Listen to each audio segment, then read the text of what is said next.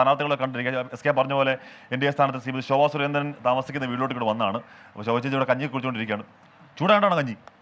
കഞ്ഞിക്ക് നല്ല ചൂട് വേണ്ടേ, സൗണ്ടിന് കുറച്ച് പ്രശ്നമുണ്ട്. അല്ല, പുറത്തും നല്ല ചൂടല്ലേ, അപ്പോൾ അതുകൊണ്ടുകൂടെ കഞ്ഞി അല്ല, പക്ഷെ കഞ്ഞി ഇത് എത്രയോ കാലമായിട്ട് വർഷങ്ങളായിട്ടുള്ള പരിപാടിയാണ്. അപ്പോൾ ഇവിടെ വീടുകളിൽ ഭക്ഷണം തരാറുണ്ട് രാവിലെ. അപ്പോൾ 7 മണിക്ക് തുടങ്ങും. അപ്പോൾ ഇന്ന് സുഭാഷി ഓർഗനൈസിംഗ് ജനറൽ സെക്രട്ടറി വന്ന വലിയൊരു മീറ്റിംഗ് നടക്കുകയാണ്. അപ്പോൾ അത് കാരണം കൊണ്ട് ഇവിടെ നേരെ ഓപ്പോസിറ്റ് നമ്മൾ താമസിക്കുന്നതിന് മുന്നിലൊരു പള്ളിയുള്ളത്. അപ്പോൾ ആ പള്ളി സന്ദർശിക്കാനായിട്ട് ചെല്ലാനായിട്ട് അവിടുത്തെ ഫാദർ പറഞ്ഞിട്ടുണ്ട്. അപ്പോൾ ആ പ്രോഗ്രാം കഴിയുന്നത് വരെ ഇന്ന് കുറച്ച് സമയമുണ്ട്. അപ്പോൾ ഇവിടെ കാണാൻ വേണ്ടി ആളുകളെ വരാൻ പറഞ്ഞു. അതുകൊണ്ട് കഞ്ഞി ലേറ്റ് ആയത്. 8:30 മണി. ഒരു വർക്ക് എങ്ങനെ പോകുന്നു? എന്താണ് ഇപ്പോഴത്തെ ഒരു ആത്മവിശ്വാസം എങ്ങനെയാണ്?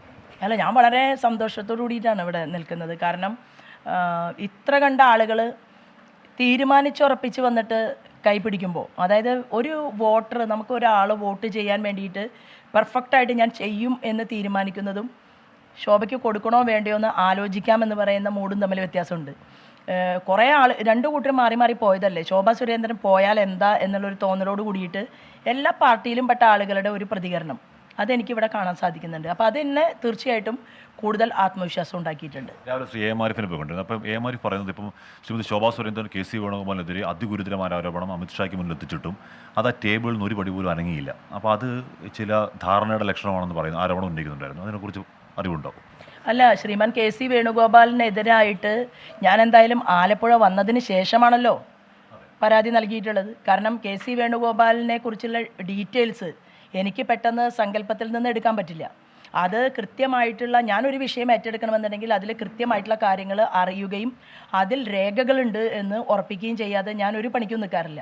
അപ്പോൾ ഇതിനു മുമ്പ് തന്നെ അറിയാലോ, ഈ മുഖ്യമന്ത്രി പിണറായിയുടെ മകൻ്റെ അമ്മായി അച്ഛൻ പ്രകാശ് ബാബുവുമായി ബന്ധപ്പെട്ടുകൊണ്ടുള്ള വിഷയത്തിൽ എന്നെ കാണാൻ വേണ്ടിയിട്ട് ക്യാമറ ടെൻഡർ എടുക്കാൻ വേണ്ടി തീരുമാനിച്ച 2 കമ്പനികൾ വരികയും അവരുടെ മിനിറ്റ്സ് ബുക്കിൽ പ്രകാശ് ബാബു ഒപ്പിട്ടു എന്നത് എനിക്ക് കാണിക്കുകയും അവരുടെ തന്നെ CCTV ക്യാമറ പരിശോധിപ്പിക്കണം, ദേശീയ ഏജൻസി വന്നാൽ എന്ന് പറയുകയും ചെയ്തതിൻ്റെ അടിസ്ഥാനത്തിലാണ് ഞാൻ രേഖകൾ വെരിഫൈ ചെയ്യുകയും ബാക്കി രേഖകളിലേക്ക് ഞാൻ ഇറങ്ങുന്നത്. ഇതുപോലെ ശ്രീമാൻ കെ.സി. വേണുഗോപാലിൻ്റെ വിഷയം ഞാൻ മധ്യപ്രദേശിലെ തന്നെ, രാജസ്ഥാനിലെ തന്നെ എൻ്റെ ബോസ് എന്ന് പറയുന്ന മധ്യപ്രദേശിൻ്റെ മുൻ മുഖ്യമന്ത്രി ശിവരാജ് സിംഗ് ചൗഹാൻജി ആയിരുന്നു. ഞാൻ 8 സംസ്ഥാനങ്ങളുടെ മുഴുവൻ സമയ ചുമതല ഒരു വർഷക്കാലത്തോളം 8 മാസത്തോളം എനിക്കുണ്ടായിരുന്നു.